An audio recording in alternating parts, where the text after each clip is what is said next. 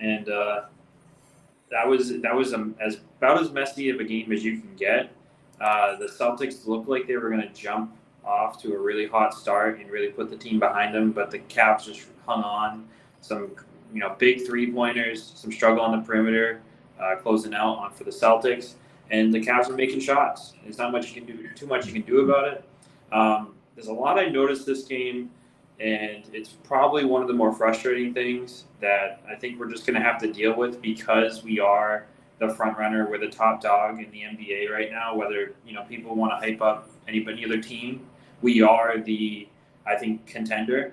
And one thing I noticed, Dad, and I'm curious your thoughts on this, it's almost like every team has decided we're going to foul on every Celtics offensive possession, and the refs are either going to call it or they're not going to call it, but we are going to foul. And if the free throw discrepancy is huge, then you know what?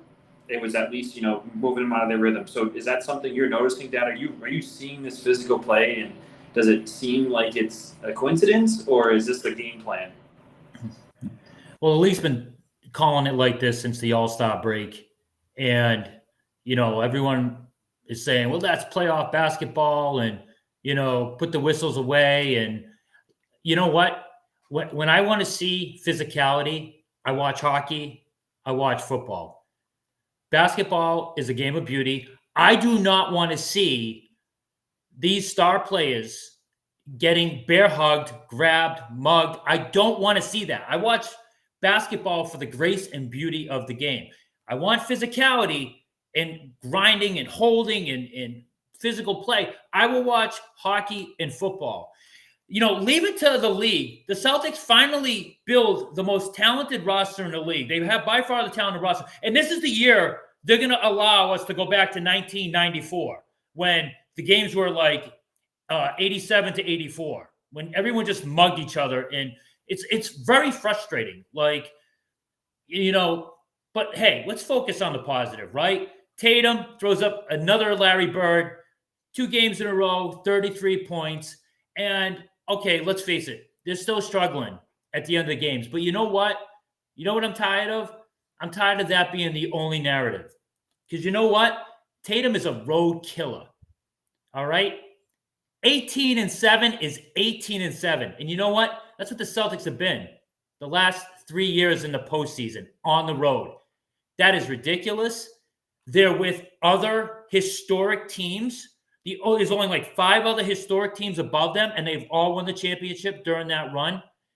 18-7 on the road, okay? And it's usually Tatum leading the way. Tatum's a road killer. He might not be Kobe and end-of-the-game killer, but give that man credit. He is a road killer. Him and Drew Holiday just ate their souls in the first half. Otherwise, the Celtics should have been down by quite a bit in the first half because, again, it was like a repeat of Game 2 against the Heat. Like, all these bums are just hitting every single three-pointer that they're throwing up. I'm like, here we go again. It was pretty crazy. I'm sorry, the Celtics defense wasn't great, but I'm like, here we go. And you know what, though? They played so well, they still held their lead. If it wasn't for turnovers, this game would have been a blowout. The Celtics, for some reason, loose with the ball. But, we need to start changing the narrative because Tatum was awesome again, and he is the road killer. Yeah, now I think you touched on a lot there, and one thing I will, highlight is, like you said, that was a pretty amazing stat that they shared. The fact that we are doing that well on the road. I think this year we're coupling that road success with home success. Last year we struggled major on at home, and that's why a lot of our series went a lot longer than they should have. So really liking that. Brown is also really imposed his will in a lot of these games. I know he missed those 2 free throws at the start, but the mental game of missing those two free throws and then hitting, I think, the next 8 free throws that he had. So just an absolute major thing right there. And, we talked about our role players, right? How do our role players play on the road this season, this postseason? And I think Peyton Pritchard he mentioned a road killer. Peyton Pritchard's just a silent assassin. The fact that he had last game that big 3 to just, from the logo, to just really punch them in the stomach. And this game, he had 2 clutch free throws, right? He hasn't shot a free throw in I don't even know how long. He gets 2 clutch free throws. Then he comes down and gets the 3-pointer. Those 5 points, I think, were maybe the biggest 5 points of the game because and just overall, I just love this play, his intensity.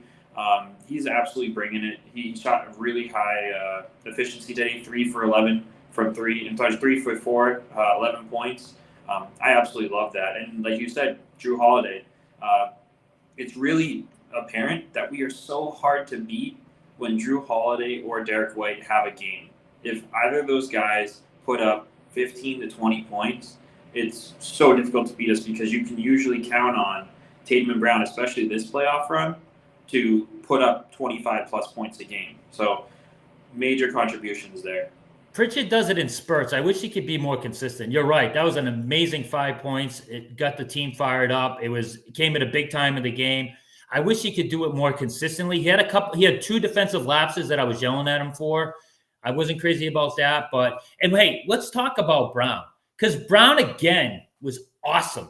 And even though Tatum had an awesome game 3, you know who was better?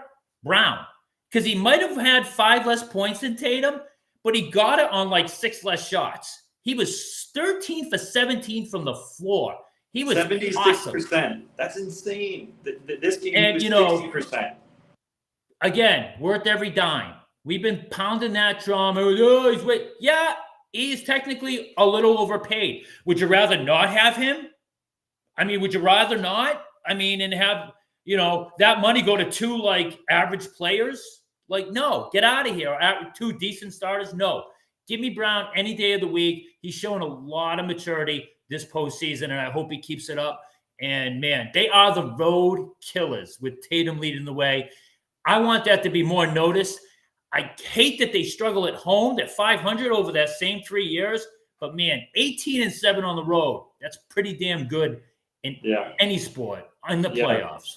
Like you said, every other team that's done it or played in a similar fashion has won the championship. We got to make it this year. We have to win it. And, I think, again, I don't know what Missoula's game plan is with Al Horford. But Al Horford, I mean, he only played 28 minutes. But, man, he had 3 wide open 3-pointers. And it's like, how do I even get mad at the guy? But I look at that and I'm like, okay. I know. Wait, so we got Ron Stevenson. Ron Stevenson just said no. We don't know. I don't know why. I don't know what. He's disagreeing with me on something, apparently. It could be me too. So, Ron. Please touch on that, Ron. Please touch on that. But you're right about Al. God, he's such a warrior. He's such a trooper. He still does a lot of the other little things that are important. But, man, 0 for 10 from his last 10 3-point attempts. And it's like he can't be playing big minutes. Missoula has to sacrifice. Why did they not play Tillman? Why did they not play freaking Cornette more? Just cut Horford's minutes down. He's just more effective. It's just, and I have no idea why Tillman's not getting a sniff. Like, give that dude a damn chance. He can body up with Mobley. That's all you really need a center for in this series. I mean, can Tillman come in and miss every 3-pointer? Probably, right? I mean, he's, there's no way he's not more laterally quick than Al Horford. Al Horford again this isn't a dog Al Horford. What Al Horford's doing at his age is, I don't even know how you quantify that when it comes to the talent. But I will say this. Tillman, I read this. I read that maybe it's because the defensive schemes are a bit difficult and Tillman's still learning them and everything. But I think that's just BS. We got to get Big Al some time away. I did like Cornette's minutes for the most part.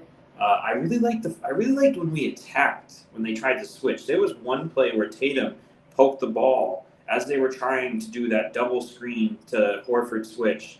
And that was I just love that. Attacking the ball handler, especially against this team when they don't have Donovan Mitchell out there, there's pretty much only one guy who can handle the ball on the perimeter, and that's Darius Garland.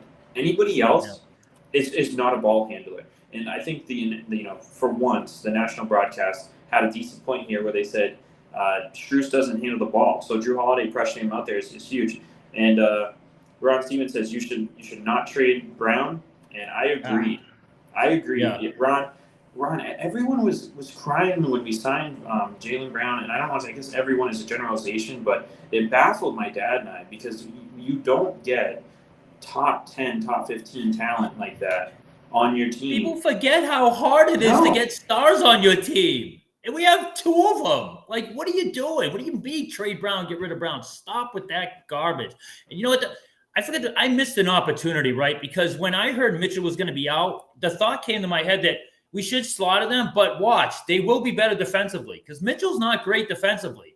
And I forgot to mention it on the pregame. And sure enough, you know, along with their hacking and their holding, that is true. They were pretty good defensively, man. They were all over us. We didn't have a lot of wide open looks, that's for sure. So, yeah, you know, perimeter I'm not defense, mad at the Celtics. They were pretty glued to us. They were pretty glued to us in the perimeter. We had a really hard time getting penetration. Tim Ghosties, one of our Celtics, one of our Bruins guys. Tim's my buddy. Ghosties, Tim. You know, we got to find some solace somewhere after the beating the Bruins have been getting. One thing I will say is I wish the refs would call 3 seconds in the key more because teams are clogging the paint against us so much. And I'm like, where's the call? There's 2 guys in the paint on top of the guy guarding the person that's handling the ball. It's just one of those under the radar things, and Missoula's got to get in there, got to get in the ear about that because it feels like every time our guys get to the paint, they are swarmed. Meanwhile, on their case, they're always by themselves with their strong hand, able to finish on the glass. I don't know what's getting schemed what way here, but it was super frustrating. Tim liked what he saw from the goofy White Cornet. Cornet hustled today. He was on the ground. Give him more minutes, yeah. Yeah. And Matt, I mean, if he's not that's falling a great apart, point. He's flying around. That's a great point from you. Like, it is the 3 seconds. Like, Missoula's going to work the refs and get in their ear. Like, hey, are you noticing how long Mobley's in the paint? Like, you have to – and the moving screens, again, like, they're not as bad as Adebayo from the Heat, but, man, you know, Mobley and some of those guys, the moving screens, they're just constant. It's like, hey, they're supposed to be set. And they called one on Cornet that wasn't even a moving screen. I guess because he got his hands up a little bit on it. I'm like, what is that? You got to be a little more consistent than that. But – you know, I wanted to be mad, you know, if the Celtics didn't blow these guys out and rest in starters by the 4th quarter. But then you see the game and you're like, well, what are you going to do? They came out shooting the lights out. Celtics played hard. Really, if it wasn't just for their turnovers, I mean, that's my only gripe. If they don't turn the ball over, they blow this team out. They gave Cleveland had 16 points off of turnovers in halfway through the 2nd quarter. Like those 16 gift points because you just gave the ball away and they run down and score. So where you don't get a shot off either. So they could be double worse. It could be like a 4-point You're right. swing. I mean, we doubled them up on turnovers. They had 7, we had 14. You know, Tatum and Brown combined for 9 turnovers. And you got, you know, Drew Holiday only with 2. And you mentioned this stat in text. But really quick before I say that, Ron said we got to find more minutes for Pritchard, and I'm glad we're on the same page there, Ron. I think Pritchard really pops off the screen. He's given us big points in big moments, and you can tell he's not fazed by the road stuff. His defense, you know, even though he's undersized, he's hustling, he's fighting through, you know, any mismatch. He's trying to get around the guy, between the ball and the guy to try and fight through. They're having a really hard time getting mismatches on him because he fights through screens really well. I absolutely love it. My dad mentioned Hauser's disappeared. Hauser's disappeared, and we were worried about that going in. Like, hey, he doesn't have a history of performing in the postseason. Like, what? And he's disappeared. Oh, everyone, by the way, please subscribe. Hit that subscribe button on YouTube. It's big for the show. If you haven't done that, we appreciate it. But I mean, Hauser, like. We need that. We can't be a 6-team rotation. We don't even have 6 right now with Porzingis out. Like, we need contribution from him. I don't know why, but he cannot get open for a 3. I know he's probably got someone shadowing him. Like, man, can we drop some plays, Missoula, to get him some, you know, open 3s? He only needs a split second. The guy has a quick release, and he's been invisible. Yeah, the frustrating thing is, like, you know, if he misses 1, he doesn't get a chance. He basically has to miss. He basically has to hit every single 3-pointer. Otherwise, he's not getting anything. And you know, I think, you know, Derek White struggling. That, you know, it's a bit disappointing. But I'm really hoping he gets back on track. His points have pretty much steadily decreased since game 1. he went out. He must have went to use the bathroom or something like that, because he did end up coming back, and he played the end of the game. But that was a bit strange. He only played, I think, 30 minutes this game. Overall, I mean, not much. It's been a bummer. Yeah, it's been a bummer seeing him, kind of decline. Because man, he was looking like a third legit star. And he was that 38-point game against the Heat. He literally won that game for us. Everyone else had a subpar game. He single-handedly won that game. So, maybe they need to do a better job of getting him more involved early and getting, his confidence up, his shot up, and that's probably a good idea. I mean, I love that they had Holiday super involved at the beginning of the game, and he's been awesome the last 2 games. Man, his flipping defense is just insane. I don't know where he gets the energy from. I have no idea. He's on those guys at the top. No matter who it is, he doesn't underestimate anybody. He plays everybody like they're prime freaking Curry. He's on them, and I absolutely love it. The ball pressure that he's kind of displaying, I think it sets the tone. And Tatum had one play where he actually came to help, which was huge towards the end of the game. But that's all contagious. Playing defense like that, that's contagious. And it's funny because on the other end, on the offensive side of the ball, at the end, you could tell he was dribbling timeout because we were up by like 7 or 5. And you could just tell how uncomfortable he was with that pace. You could tell he wanted to push the pace, and that's what I love about him. And that's what he's done a lot for our offense, is push the pace, get the guys moving. One thing I really didn't like this game was the lack of assists. We only had 15 assists. I mean, that's not good. It's not good at all. It's tough because, again, we had a ton of free throws, 21 for 24. After those first two, Tatum have? How many assists did Tatum have? Tatum had 5 assists. He went 33-11. That's really good. He got 5 out of the 15 assists. So Greg from earlier, good call on that. That's what we want to see. We want to see heavy assist, rebound, and defensive Tatum. The points are a bonus. It's nice when he gets up to 33. Got a lot of free throws. Being aggressive, going to the hoop, with no Jared Allen there, like that. These are little signs that they are coming around. They are starting to round into championship form. They just need to be able to finish games a little better. But, hey, when you're 18-7 on the road in the last 3 years, how do you really complain about that? You just got to get their crap together at home. Yeah, and Ron, I totally get you, man. He makes the flashes. He's talking about Tatum going above and beyond, where everyone's waiting for Tatum to kind of take over these games. I think it's tough, Ron. It seems like he needs to get a better feel of what's needed each game, right? And then attack based on that. Like his feel of the game has kind of confused me a bit. He's going for these ISOs when certain things were already working. I guess that's kind of on coaching and just helping with that decision making.